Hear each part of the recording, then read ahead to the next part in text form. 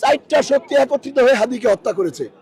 একটা হলো ভারতের র মোদী সরকার, আরেকটা হলো বিদায় হওয়া ফ্যাসিবাদ, আরেকটা হলো বাংলাদেশের নব্য ফ্যাসিবাদ যারা ফ্যাসিবাদের সাথে যুক্ত হয়ে ভারতের সাথে যুক্ত হয়ে ক্ষমতা আসতে চায়, আরেকটা হলো উপদেষ্টা পরিষদে যারা লুকিয়ে আছে ভারতের সহযোগী। এই চারটা গ্রুপ মিলিয়ে হাদিকে হত্যা করেছে। না ভোটের প্রচারণা যারা চালায় তারাই মূলত হাদিকে হত্যা করেছে।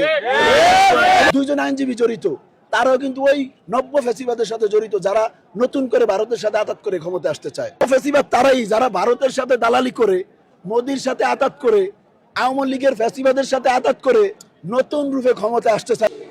আমি শহীদ ওসমান হাদি হত্যার বিচার চাইবো না, কারণ বিচার কেমন হবে এই দেশে তার আলামত আমরা পেয়ে গেছি। স্বরাষ্ট্র উপদেষ্টাকে সাংবাদিকরা প্রশ্ন করেছে 5 আগস্টের আগে যে অস্ত্রগুলো লুটপাট হয়েছে সেই অস্ত্রের কি খবর, যেহেতু হাদিকে গুলি করে হত্যা করা হয়েছে। তিনি কি বললেন? তিনি বিষয়টা এড়িয়ে গিয়ে পেঁয়াজ এবং আলু নিয়ে গবেষণা শুরু করলেন।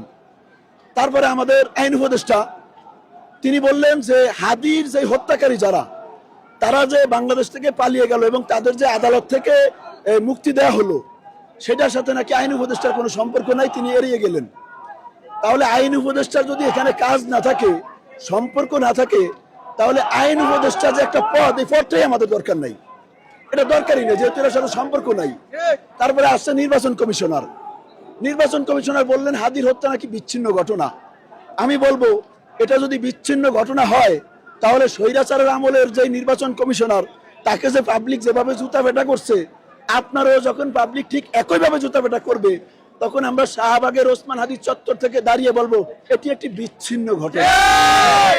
আমরা বলবো শহীদ ওসমান হাদির রক্ত বৃথা যাবে না।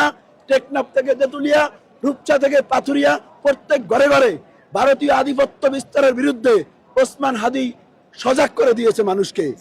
এই রক্তের দাগ রাজপথ থেকে আমরা মুছতে দেব না। 1000 বছর বেঁচে থাকবে প্রিয় ওসমান হাদি, এবং আমরা এই রক্তের বদলা নেবই নেব ইনশাআল্লাহ।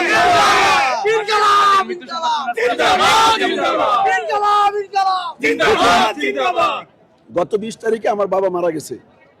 আমি যতটা না কষ্ট পাইছি তার চেয়ে বেশি কষ্ট পাইছি হাদির মৃত্যুর পরে। কেন?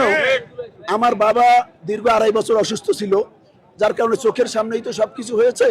তারপরেও বাবা কষ্ট পেয়েছি, কিন্তু হাদির জন্য কান্না করেছে 18 কোটি জনতা। আমি তো কান্না করেছি আমার বাবার জন্য, কিন্তু হাদির জন্য কান্না করেছে 18 কোটি জনতা।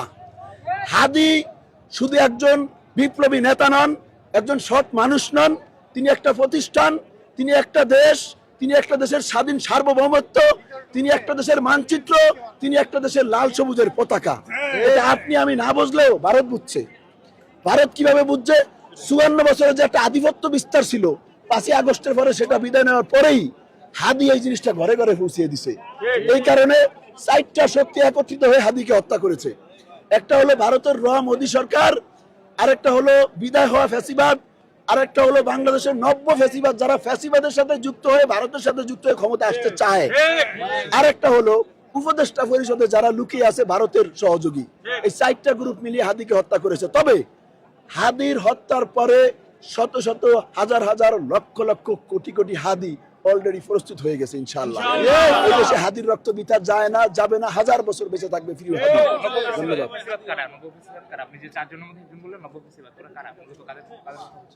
নব্য ফ্যাসিবাদ বলতে যারা ওই নব্য ফ্যাসিবাদ বলতে তারাই যারা ভারতের সাথে ভারতের দালালি করে, এই নব্য ফ্যাসিবাদ তারাই যারা ভারতের সাথে দালালি করে, মোদির সাথে আতাত করে, আওয়ামী লীগের ফ্যাসিবাদের সাথে আতাত করে নতুন রূপে ক্ষমতা আসতে চায়, এবং যারা সংস্কার মানে না, যারা এই জুলাই অভ্যুত্থানের যে একটা গণভোট হওয়ার কথা ছিল, না ভোটের প্রচারণা যারা চালায় তারাই মূলত হাদিকে হত্যা করেছে।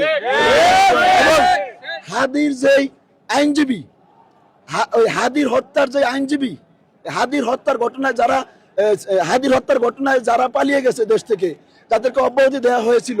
2 জন আইনজীবী জড়িত, তারাও কিন্তু ওই নব্য ফ্যাসিবাদের সাথে জড়িত যারা নতুন করে ভারতের সাথে